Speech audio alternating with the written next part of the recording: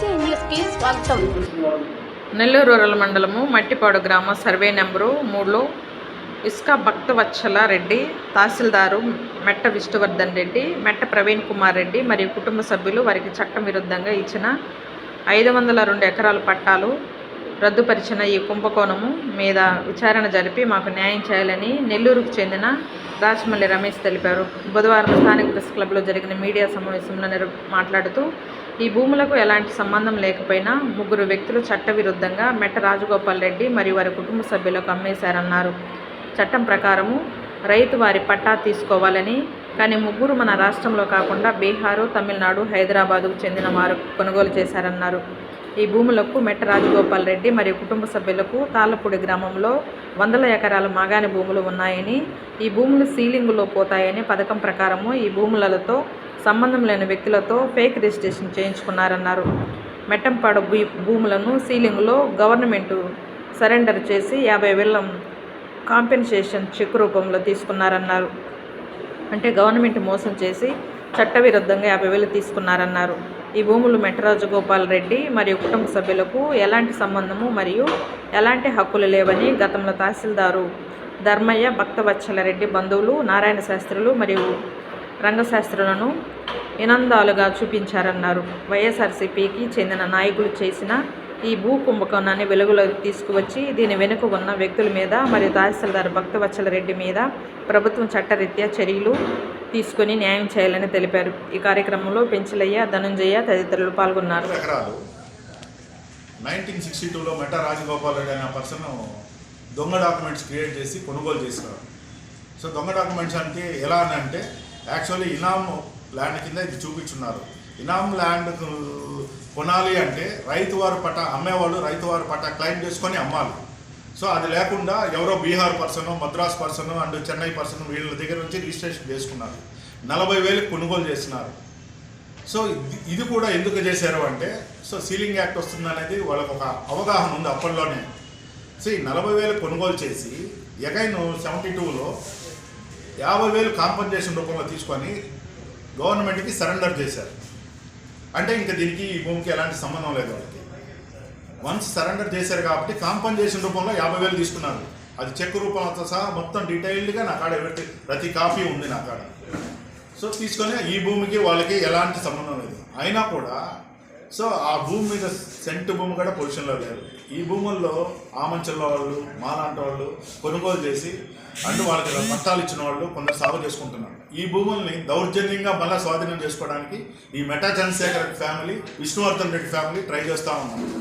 So వీళ్ళకి 2011లో భక్తవత్సల రెడ్డి చట్టవిరుద్ధంగా వీళ్ళకి మళ్ళీ తిరిగి పట్టాలు ఇచ్చారు. పొలిటికల్ ఇన్ఫ్లుయెన్స్ పెట్టుకొని మళ్ళీ పట్టాలు ఇచ్చారు. ఈ పట్టాలని ఈ చట్టవిరుద్ధంగా ఈ భూకుంభకాణాన్ని నేను అప్పుడు కలెక్టర్ శ్రీకాంత్ వారికి తెలియజేశాను. సో ఆ కలెక్టర్ గారు అప్పుడు దీని మీద విచారణ చేసి ఈ పట్టాలను అబైన్స్లో పెట్టి జిల్లా కోర్టులో అండ్ సీసీఎల్లో కేసు ఫైల్ చేసినారు. సో దీనికి ప్రతి దానికి నా కాపీ ఎవిడెన్స్ ఉన్నాయి నా కాడ. సో శ్రీకాంత్ ఇచ్చిన ఆర్డరు. సో వాళ్ళకి ఇంకొక సెంటు భూమి కూడా లేదు. అగైన్ ఇప్పుడు మళ్ళీ రెవెన్యూ సిబ్బందిని మేనేజ్ చేసుకొని ఈ భూముల్ని భూ కబ్జా చేయడానికి ప్రయత్నిస్తున్నాం. సో దీని మీద నేను నిన్న కలెక్టర్ గారికి ఇచ్చాను. దాని మీద విచారణ చేపిస్తానని కలెక్టర్ గారికి, ఆర్డీఓ గారికి, ఎంఆర్ఓ గారికి వీరందరికీ తెలియజేశారు. సో ఈ భూములు సీలింగ్లో సరెండర్ చేసిన భూములు, వీళ్ళకి సెంటు భూమిగా లేదు. ఇది టోటలీ భూ కుంభకోణం. దీని మీద మీరు కూడా పత్రికలు మీరు కూడా సో మాకు సహకరించి దీని మీద న్యాయం జరగవలసిందిగా మాలాంటి రైతులకి అగైన్ వచ్చి గవర్నమెంట్కి ఇది దాదాపు 300 కోట్ల ప్రాపర్టీ గవర్నమెంట్కి వస్తుంది. సో దీన్ని వీళ్ళు ఏకపక్షంగా వీళ్ళు ఈ భూములను లాక్కోవాలని ప్రయత్నిస్తున్నారు. సో దీనికి కూడా పత్రికా ముఖంగా మేము తెలియజేస్తున్నాము. పై లెవెల్లో మీరు తీసుకువెళ్ళి కలెక్టర్ గారికి అండ్ ఆర్డీఓ గారికి, ఎంఆర్ఓ గారికి, సీఎం గారికి మేము లెటర్ పెట్టాము. సో సీఎం గారికి, రెవెన్యూ మినిస్టర్కి లెటర్ పెట్టాం. అక్కడి నుంచి కూడా మాకు రిప్లై వచ్చింది. సో దీన్ని కూడా మళ్ళీ అగైన్ మేము కలెక్టర్ గారిని కూడా కలిసి దీని మీద మళ్ళీ తెలియజేస్తాము. ఈ పెద్ద భూ కుంభకోణం మీద దయచేసి కలెక్టర్ వారు విచారణ జరిపించి మళ్ళీ యాక్షన్ తీసుకొని మళ్ళీ ఈ భూముల్ని సో ఎవరికి సంబంధించిన వాళ్ళకి పంచితే బాగుంటుందని పత్రికా ముఖంగా తెలియజేసుకుంటున్నాను. కష్టాలు పడి భూములు గడ్డలు కూడా తిని 10 రూపాయలు కూలీలు పోయి పిల్ల సాగిన తండ్రి, మా తండ్రి మట్టింపాడు గ్రామంలో అదే మట్టిమారి గ్రామంలో ఆంచాలకు వస్తే ఒక అంగడి లేదు, ఏమీ లేదు, ఒక కొలువు ఉన్నది.